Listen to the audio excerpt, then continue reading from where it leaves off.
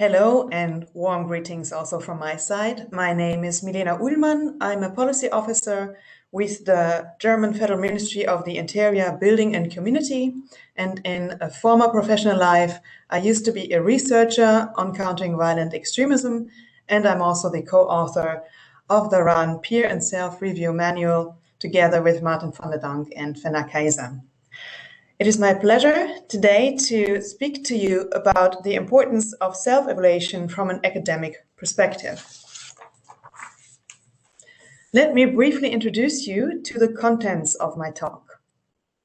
Firstly, I will address the question, why evaluate exit work at all? Secondly, I will introduce to you several kinds of evaluations that there are to choose from, and I will give you 3 examples. Next, I will talk about what peer or self-evaluation, also in the context of the manual called peer or self-review, is about. And after that, I will address the question, what are the limits of peer and self-evaluation? Next, I will speak about why do we need peer and self-evaluation, and I will end my talk with a couple of conclusions. So let's start with the first question. Why evaluate exit work? First of all, evaluation allows for empirically grounded statements that were systematically achieved about the work that is being done apart from anecdotal evidence. Let me break this down for you. A full-fledged evaluation is based on scientific methods that are implemented by trained professionals in a context of a thorough research design. Whereas anecdotal evidence draws from patterns of experiences that were observed by, for example, exit workers or researchers. This does not mean that this is not to be considered evidence at all, but it has not been systematically addressed, as it is the case in a full-fledged scientific evaluation.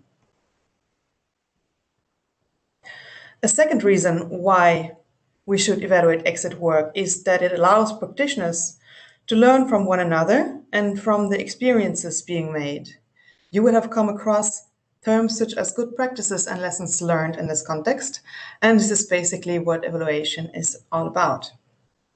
To understand what is going well and where there is room for optimization.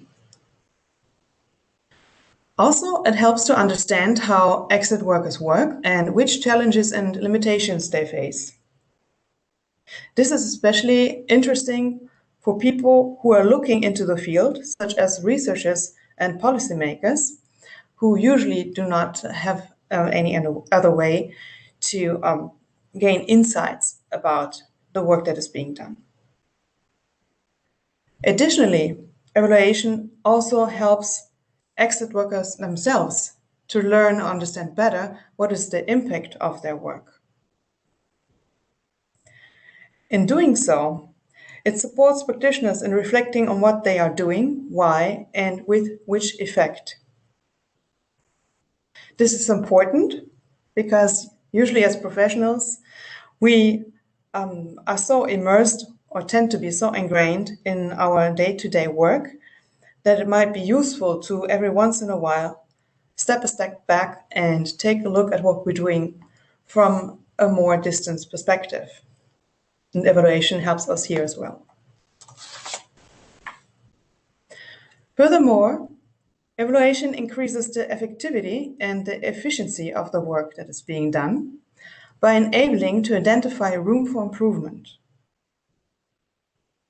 Evaluation forms a crucial part of quality assurance and professionalism and will assist in the further development of commonly agreed upon joint professional standards.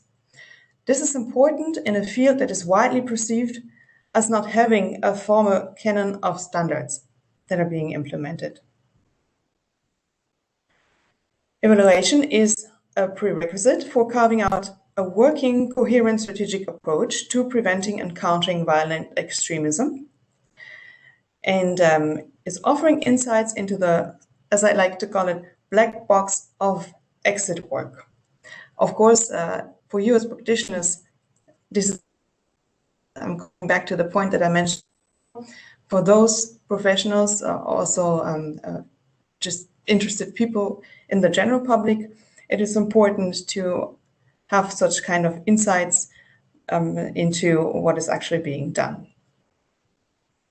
This contributes to a political and public support, or in the words of the manual, to sum it up, it helps to answer the question, does exit work do what it should do? Coming to the next slide, I would like to address what kinds of evaluations are there to choose from, and I will give you 3 examples. First of all, there's the process evaluation, which focuses on the working processes, for example, to understand how different people work together on a case and how effective and or efficient the processes are structured. Next, there is the concept evaluation that looks into the concept or concepts underlying the work that is being done to understand whether, based on the current state of knowledge, the intervention or interventions being analyzed promise or promises to be effective. Thirdly, there is the effect or impact evaluation that analyzes effects and impacts of the work being done by assessing the underlying theory of change. You could also say that an effect or impact evaluation is looking whether a concept, a rationale, a logic of a certain intervention is actually working. So you could say that the effect or impact evaluation is the next step that follows a concept evaluation. It examines if the concept actually does work. Now let me talk about what is peer and self-evaluation. I will use the words of the manual. Review means having or letting someone have a systematic look at your own work, from you as an individual or a team of colleagues, as a tool to reflect upon and enhance the quality, effectiveness, and efficiency of your work. Peer review would be specifically addressing a situation where experts who are working in another exit facility are providing an outside-in perspective. Whereas in the case of self-review, practitioners from the same organization look at how their own exit facility is functioning.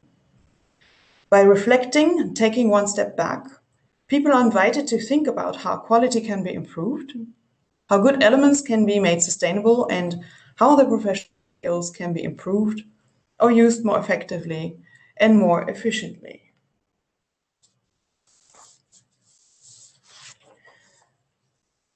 Let me also address the question, what are the limits of peer and self-evaluation? First of all, the perspective is limited. You will always, within a peer or self-evaluation, look at the work that you are doing within your facility or that others are doing within their facility from your professional background. And you will likely have similar perceptions as your colleagues who are working in the same field. A full-fledged evaluation can offer a more distanced view. So this does not mean that peer and self-evaluation cannot be combined with a full-fledged scientific evaluation. It just means that it does not constitute or replace an external objective evaluation by professional reviewers. A full-fledged process, concept, or impact evaluation cannot be conducted within a peer or self-evaluation, as this requires a set of specialized scientific methods implemented by specialized trained evaluators. Also, and this is another difference, the outcomes of a peer or self-evaluation are not meant to be discussed in public.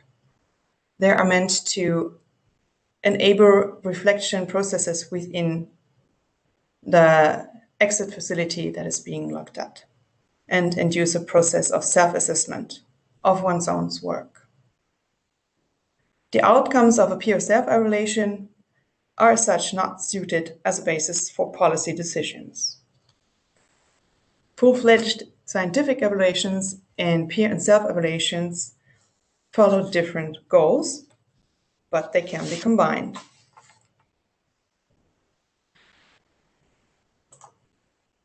Next, I would like to talk a little bit about why do we need peer and self-evaluation.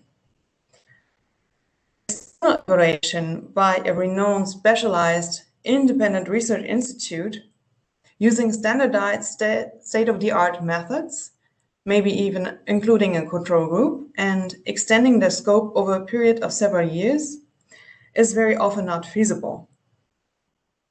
And this is for different reasons. There may be time constraints. Such a complex evaluation is usually quite cost-intensive. The design is rather ambitious. There may be insufficient data to evaluate for the evaluation, and there might also be trust issues. A maybe more pragmatic approach would be to implement an evaluation with a more limited focus, which is also in parts not always feasible. This might be for reasons of time constraints or costs, or reasons of data protection, or the mentioned trust issues. So here a major advantage of peer and self-review comes in, and I'm quoting again from the manual. Peer and self-evaluation is an easy and cheap way to promote attention for the importance of reflecting. There are no constraints regarding opening up about daily work and privacy matters to a third party. And it can become a part of a routine of checks and balances within an exit facility. To conclude, peer and self-evaluation complements external evaluation. It does not replace it. It can and it should be combined. Peer and self-evaluation has a worth of its own, and I hope I could succeed in emphasizing this during what I have set out in this talk. Peer and self-review constitutes a good practice in itself and an indicator of professionalism and exit work. And I truly believe, and this is not because I have been a part of working out the said manual, I truly believe that everybody should do it. It's cheap, it's easy, and it's fun. Thank you very much for your attention.